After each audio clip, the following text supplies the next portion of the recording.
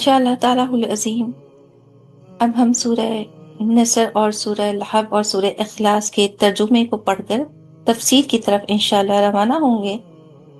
मैं एक साथ तर्जुमा इंशाअल्लाह सबका पढ़ूंगी और फिर उसके बाद अल्लाह की मदद से हम तफसीर को समझने की कोशिश करेंगे। अल्लाह तबारक व तआला फरमाते हैं सूरह नसर में, पनाह मांगती हूँ अल्लाह के शैतान मरदूद के शर से, अल्लाह के नाम से शुरू जो निहायत मेहरबान रहम वाला है। जब अल्लाह की मदद और फतह आए और लोगों को तुम देखो कि अल्लाह के दीन में फौज फौज दाखिल होते हैं,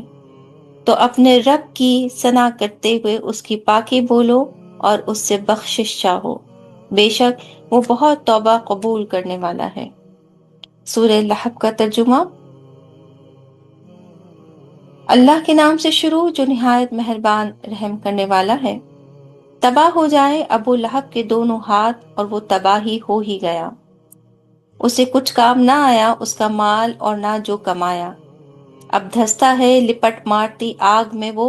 और उसकी जो रूह लकड़ियां का गट्ठा सर पर उठाती, उसके गलों में खजूर की छाल का रस्सा। सूरह इखलास का तर्जुमा। अल्लाह के नाम से शुरू जो निहायत मेहरबान रहम वाला है। तुम फरमाओ वो अल्लाह वो एक ही है, अल्लाह बेनियाज है, ना उसकी कोई औलाद और ना वो किसी से पैदा हुआ और ना उसके जोड़ का कोई। सदक़ल्लाहुल अलीयुल अज़ीम। सबसे पहले सूरह नसर की तरफ तर्जुमे की तरफ रवाना होते हैं। सूरह नसर मदीना में नाजिल हुई है। इसमें एक रुकू 3 आयतें 17 कलमे 70 हुरूफ हैं। नबी करीम सल्लल्लाहु अलैहि वसल्लम के लिए दुश्मनों के मुकाबले में या इससे आम फतूहात या फिर ऐसे फतूहात जो इस्लाम से ताल्लुक रखती हों, ये इससे मुराद है। अल्लाह रब्बुल आलमीन सूरह नसर में हुक्म देता है कि मुसलमानों फतह तो तुम्हारी ही है, लेकिन ये कि खालिसतन अगर ये दीन इस्लाम के लिए है तो फिर जरूर तुम गाजी लौटोगे। जैसे कि फतह मक्का का मार्का हुआ था। फतह मक्का जब हुआ था तो लोग अख्तारस और शौक गुलामी में चले आते थे और इस कदर अल्लाह के इश्क में सरशार होते थे कि एक ही बात जहन में चलती रहती थी कि जैसे ये मक्का में दाखिल हो जाएंगे महफूज हो जाएंगे और शर्फ इस्लाम से भी मुशर्रफ हो जाएंगे। लिहाजा अल्लाह रब्बुल आलमीन ने नबी पाक सल्लल्लाहु अलैहि वसल्लम की उम्मतियों के लिए खास तौर पर इस दुआ का या इस आयत का नुज़ूल फरमाया। इस सूरत के नाजिल होने के बाद नबी करीम सल्लल्लाहु अलैहि वसल्लम ने फरमाया था, सुब्हानल्लाहि व बिहम्दिही अस्तगफिरुल्लाह व अतूबु इलैह। यानी कि नबी करीम सल्लल्लाहु अलैहि वसल्लम ने अपनी उम्मतियों के लिए इसमें दुआ फरमाई और हुक्म दिया कि इस कलमे को कसरत के साथ पढ़ा करो, क्योंकि ये अल्लाह ताला का सबसे बड़ा करम मुसलमानों पर हुआ कि रहती दुनिया तक जब कभी दीन इस्लाम का परचम सर बुलंद होगा, इस्लाम को बचाने के लिए वहां पर ठीक अल्लाह ताला की बहुत कसरत के साथ मदद आएगी इंशाअल्लाह। हजरत उमर रदी अल्लाह ताला अन्हु से मरवी है कि ये सूरा हिज्जतुल विदा के मकाम पर मिना में नाजिल हुई थी और उसके बाद आयत अल यौम अल मलतु लकुम दीनुकुम नाजिल हुई। उसके नाजिल होने के बाद 80 रोज तक 80 डेज तक सरवरी कायनात सल्लल्लाहु अलैहि वसल्लम ने दुनिया में अपनी तशरीफ आवरी रखी और फिर उसके बाद हुजूर सल्लल्लाहु अलैहि वसल्लम 50 डेज के लिए वत्तकू यौमा तुरजऊन फीही इलल्लाह जब नाजिल हुई तो आप मुकाशफे में चले गए थे। उसके बाद हुजूर करीम सल्लल्लाहु अलैहि वसल्लम 21 डेज या 7 डेज तशरीफ फरमा रहे और सहाबा कराम ने समझ लिया कि यकीनन दीन इस्लाम अब कामिल होने की तरफ आ चुका है और सहाबा कराम ने यह भी समझ लिया कि यकीनन अब हुजूर सरवरे कायनात सल्लल्लाहु अलैहि वसल्लम زیادہ دن دنیا میں تشریف فرما نہیں رہیں گے۔ چنانچہ حضرت عمر رضی اللہ تعالی عنہ نے جب یہ سورہ سنی تو سن کر اس خیال سے رو دیے کہ یہ کیا فرما رہے ہیں نبی محترم صلی اللہ علیہ وآلہ وسلم، کہ یہ میرا آخری خطبہ ہے، ہو سکتا ہے کہ اگلے سال میں تم میں سے نہ رہوں۔ حضرت عمر فاروق رضی اللہ تعالی عنہ کا دل سن کر پھٹ گیا کہ پیغمبر خدا بہت ہی کم دنوں کے لیے اب ان سب کے درمیان ہیں۔ سید عالم صلی اللہ علیہ وآلہ وسلم نے خطبے میں فرمایا کہ ایک بندے کو اللہ تعالیٰ نے اختیار دیا ہے، چاہے دنیا میں رہے چاہے اس کی بقا قبول فرمائے، مگر اس بندہ القا نے اللہ رب العالمین کی اختیار کیے ہوئے اس باب پر اپنی جان کو قربان کرنے کے لیے رضامندی دے دی ہے۔ حضرت ابو بکر صدیق رضی اللہ تعالی عنہ نے فرمایا، یا رسول اللہ، آپ پر ہماری جانیں، ہمارے مال، ہماری اولادیں سب کچھ قربان ہے، آپ ہمیں چھوڑ کر کہیں نہ جائیں۔ سورہ کے پڑھنے سے بہت زیادہ کثرت کے ساتھ توبہ قبول ہوتی ہے۔ یہ وہ سورہ ہے جس میں بظاہر نظر آ گیا تمام صحابہ کرام کو کہ دین اسلام مکمل ہونے پر آ چکا ہے، جو رسول محترم مصطفیٰ صلی اللہ علیہ وآلہ وسلم نے فرمایا تھا، سبحان اللہ و بحمدہ استغفر اللہ و اتوب الیہ۔ یہاں تک کہ پیغمبر خدا نے اس آیت کو، ان سورہ کو نازل ہونے کے بعد کثرت سے خود بھی اسے اپنے معمول میں رکھا، اس کلمے کو، اور اس کے بعد حضرت عمر رضی اللہ تعالی عنہ نے بھی اپنے معمول میں رکھا، اور حضرت ابو بکر صدیق رضی اللہ تعالی عنہ نے بھی اس کلمے کو اپنے معمول میں رکھا۔ سورہ ابی لہب جو ہے،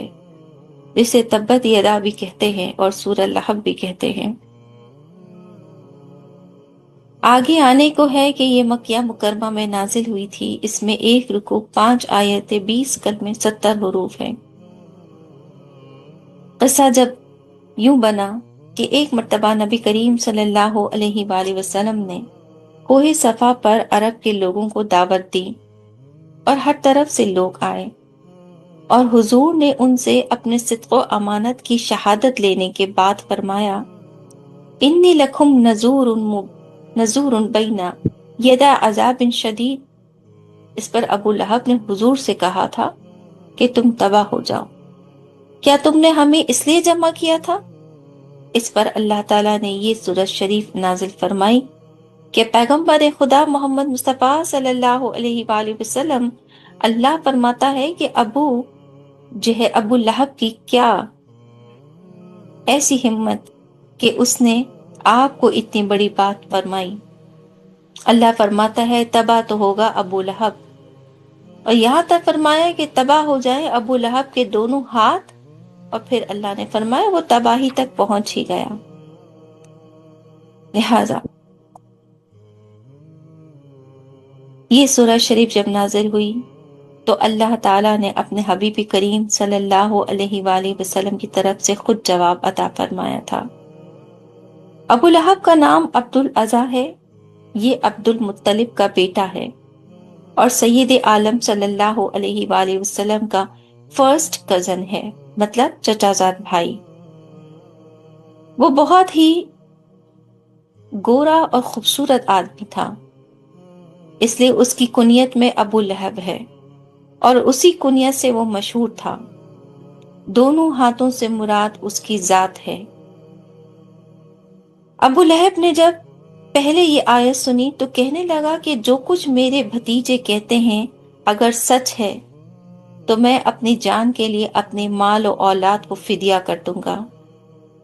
اللہ تعالیٰ نے اس آیت میں اس کی اس بات کو بھی رد فرما دیا اور فرمایا، ما اغنى عنہ مالہ وما کسب،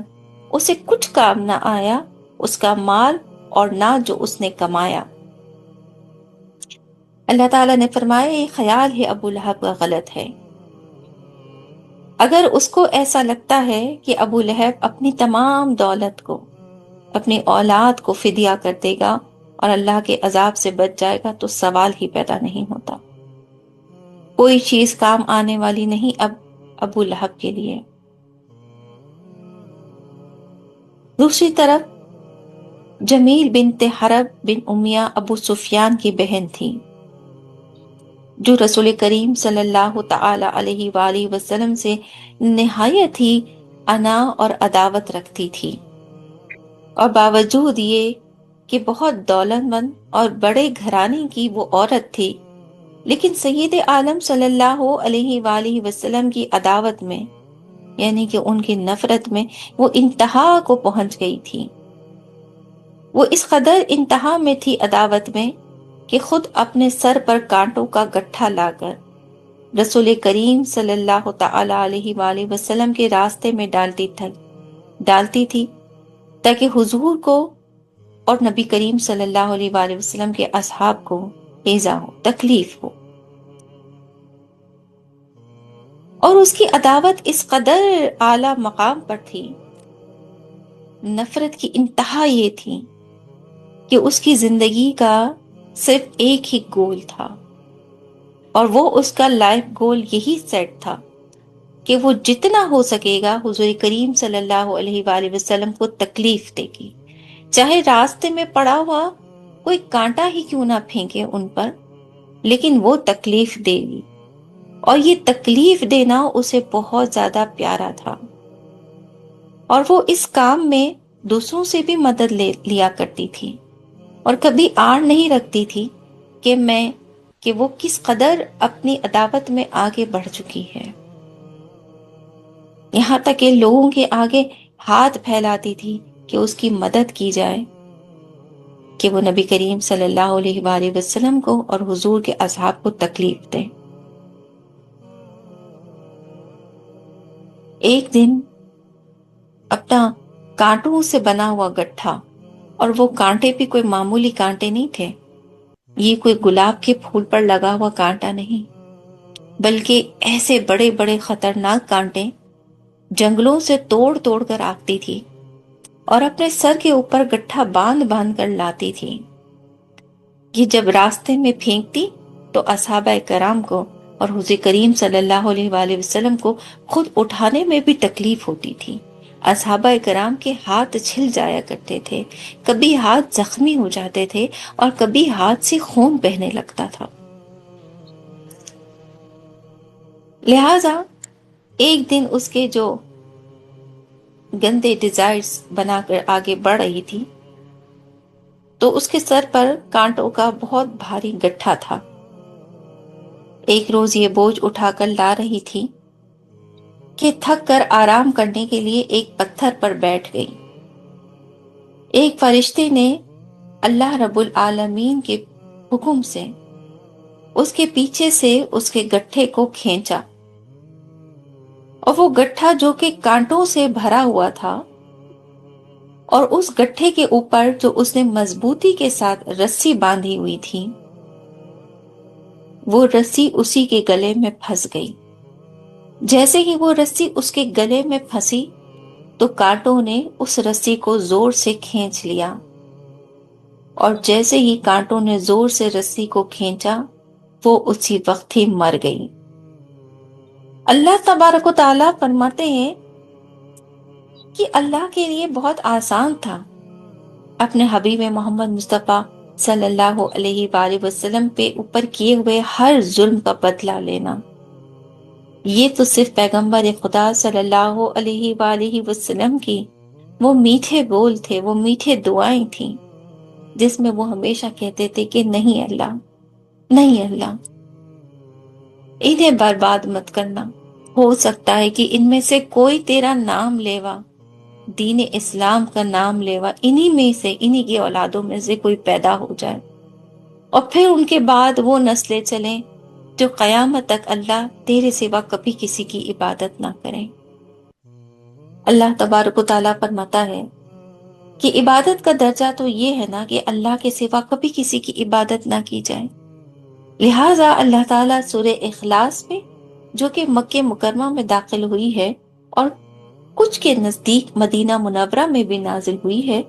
اس میں 1 رکوع 4 آیتیں ہیں، 15 کلمے ہیں، 27 حروف ہیں۔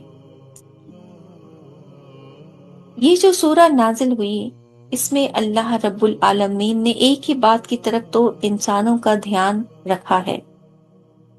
اور وہ یہ کہ اللہ کے سوا کوئی عبادت کے لائق نہیں، اور خود اللہ تعالیٰ نے اس تعریف میں اس سورہ میں خالصتاً صرف اللہ نے اللہ ہی کی تعریف بیان فرمائی ہے۔ حدیث شریف میں ہے کہ اس سورت کو پڑھنے کی بہت فضیلتیں ہیں،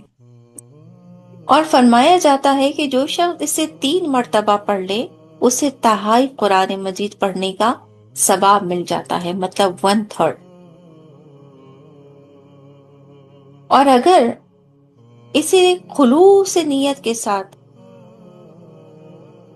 3 مرتبہ اور پڑھ لیا جائے تو پھر پورے قرآن کی تلاوت کا ثواب مل جاتا ہے۔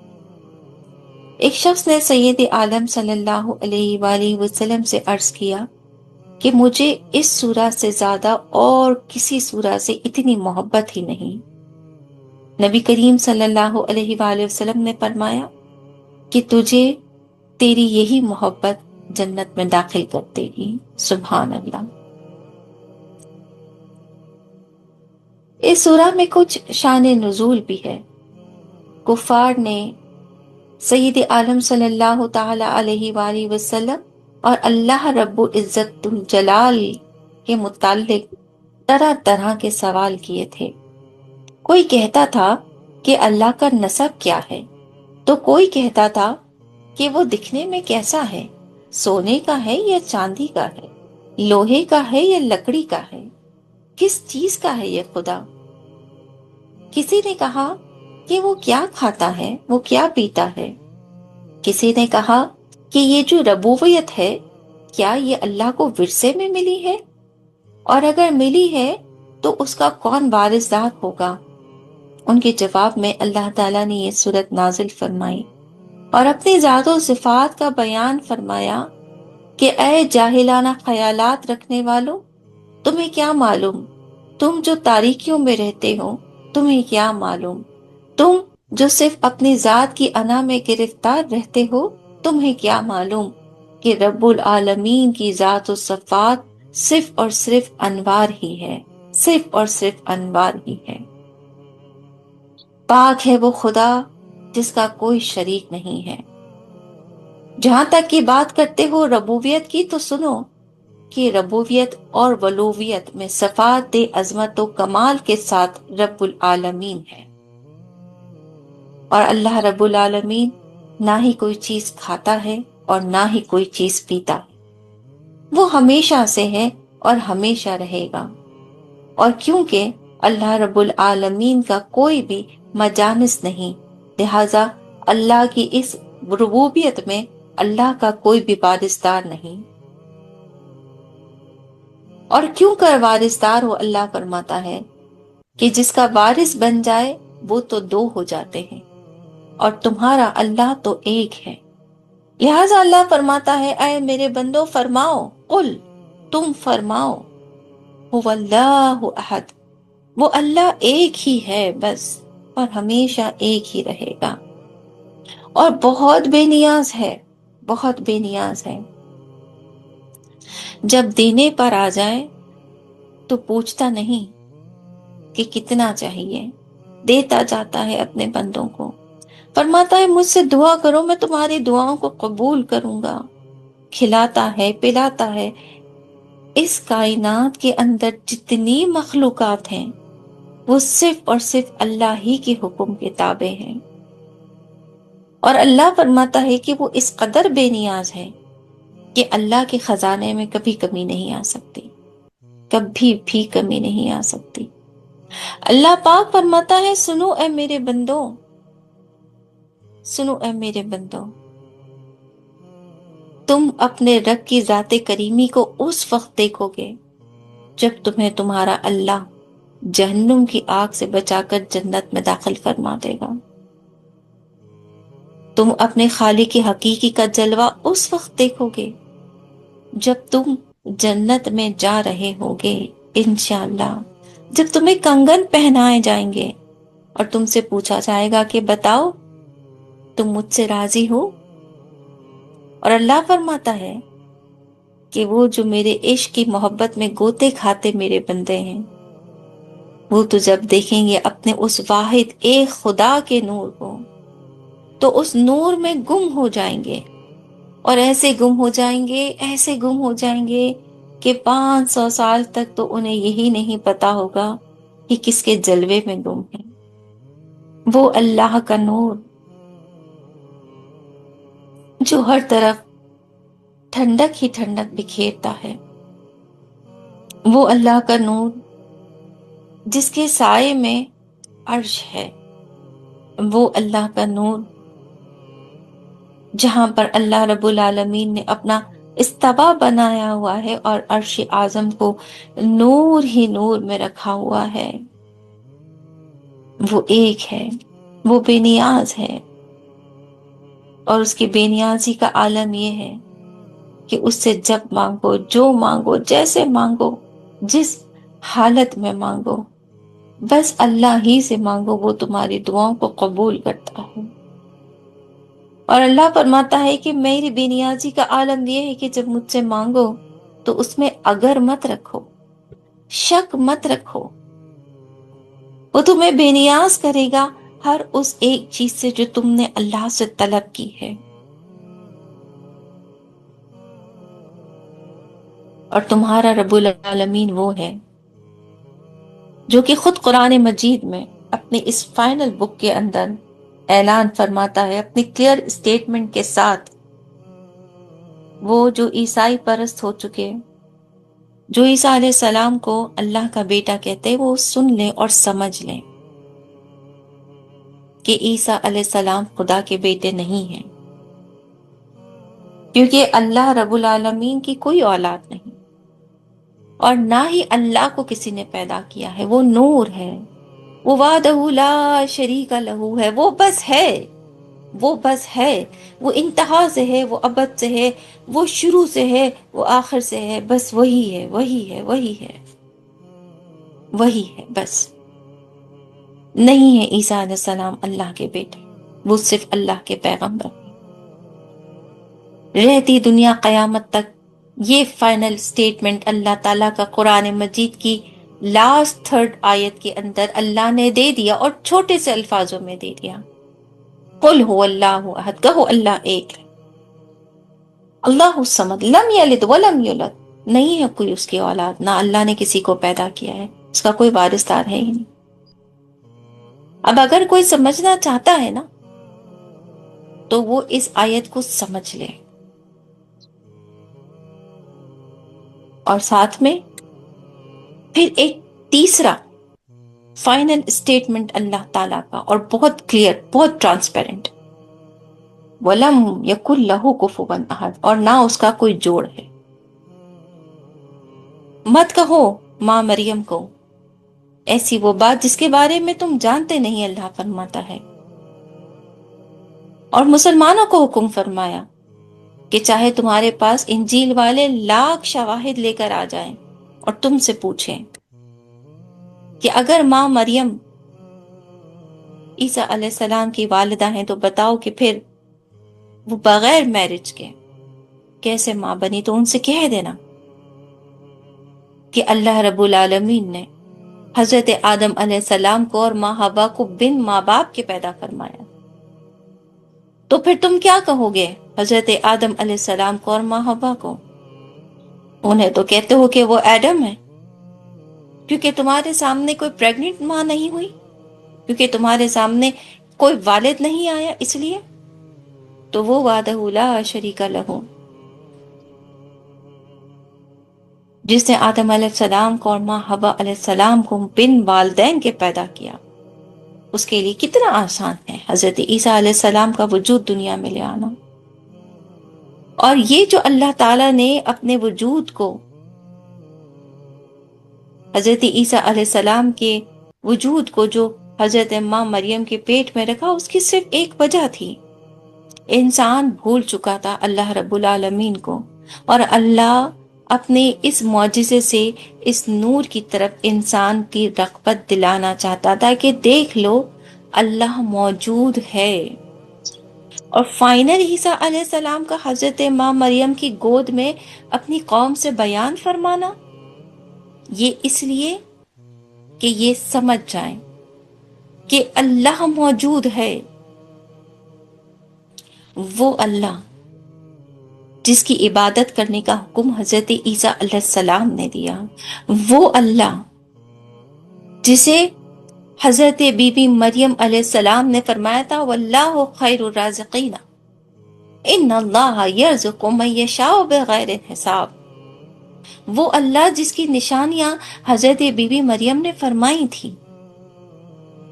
وہ اللہ اپنے کامل یقین کے ساتھ لوگوں کو بتانا چاہتا ہے کہ اے قوم اور اے اللہ کے بندو سمجھ جاؤ کہ ایک ماں کی گود میں پڑا ہوا بچہ اگر کلام کر رہا ہے تو وہ ماں مریم کی طاقت سے نہیں کر رہا، بلکہ وہ اللہ ہی کی طاقت سے کر رہا ہے۔ اور ماں مریم فرما رہی ہیں ان اللہ یرزق من یشاء بغیر حساب، اللہ جسے چاہے بے حساب روزی عطا فرماتا ہے۔ یہ کلام حضرت زکریا علیہ السلام کے ساتھ کیا ہوا پوری دنیا کو پتا ہے، تو کہاں کہا ماں مریم نے کہ جتنا خیر والا رزق ہے ان کو ان کے شوہر نے دیا ہے؟ اگر ایسا ہوتا تو وہ سب سے پہلے کلام الہی میں کہتی، لیکن نہیں تھا ایسا، اللہ فرماتا۔ ماں مریم نے فرمایا ان اللہ، اللہ نے دیا ہے، تو وہ ماں مریم کا بھی اللہ ہے، عیسیٰ علیہ السلام کا بھی اللہ ہے، مگر وہ کسی کا، اللہ رب العالمین کا کوئی جوڑ نہیں ہے، اور ویسے ہی ماں مریم کا بھی کوئی جوڑ نہیں ہے۔ یہ سب اللہ ہی کے بندے ہیں۔ اللہ تعالیٰ فرماتا ہے جو اپنے رب کو پہچاننا چاہتا ہے وہ اپنے رب کی پہچان صرف ایک ہی بات سے رکھے کہ وہ واحد ہے، اس کا نور ہے تمام جہانوں میں، اس کی کوئی اولاد نہیں ہے، اسے کسی نے پیدا نہیں کیا اور نہ ہی اللہ نے کسی کو پیدا کیا ہے، کیونکہ اللہ کا کوئی جوڑ نہیں۔ اللہ بے نیاز ہے، پوری دنیا کو چلانے والا، ہر چیز اللہ رب العالمین کے حکم کے تابع کے نیچے ہے۔ لہذا اس سورت کے اندر اللہ رب العالمین نے اپنا ایک کمپلیٹ انٹروڈکشن دے دیا، جبکہ اللہ رب العالمین کو ضرورت نہیں تھی کہ وہ انسان کو بتاتا کہ وہ کیسا ہے دکھنے میں، لیکن اللہ نے بتایا، اللہ نے فرمایا کہ نہ وہ سونے کا ہے، نہ وہ پیتل کا ہے، نہ وہ چاندی کا ہے، نہ وہ لکڑی کا ہے، وہ بس صرف ایک نور ہے، بس۔ حضرت موسیٰ علیہ السلام نے جب لم ترانی الا اللہ کی صدا لگائی ہوئی تھی کوہ طور کے پہاڑ پر، اور اللہ تعالیٰ فرماتے تھے لا لا نہیں ہو سکتا، موسیٰ علیہ السلام نے رو کر عرض کی مجھے تو تیرا دیدار چاہیے۔ اللہ نے ایک تجلی دے دی، 70,000 پردوں میں ایک تجلی عطا فرمائی، کوہ طور کا پہاڑ جل گیا۔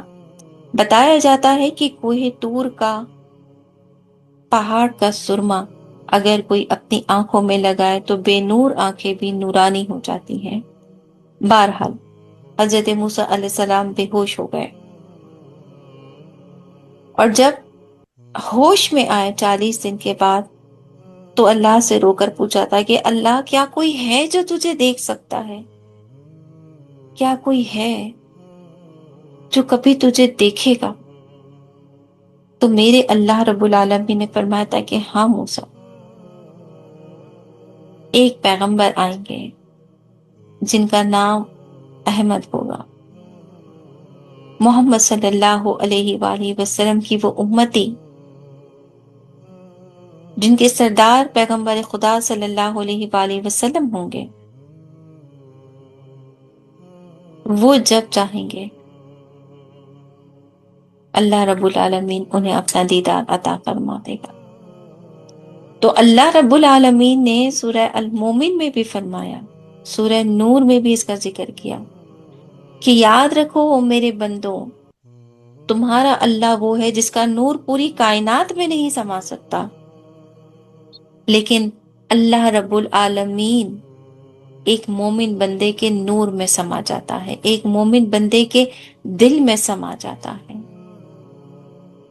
مومن بندہ جب چاہتا ہے، جہاں چاہتا ہے، جیسے چاہتا ہے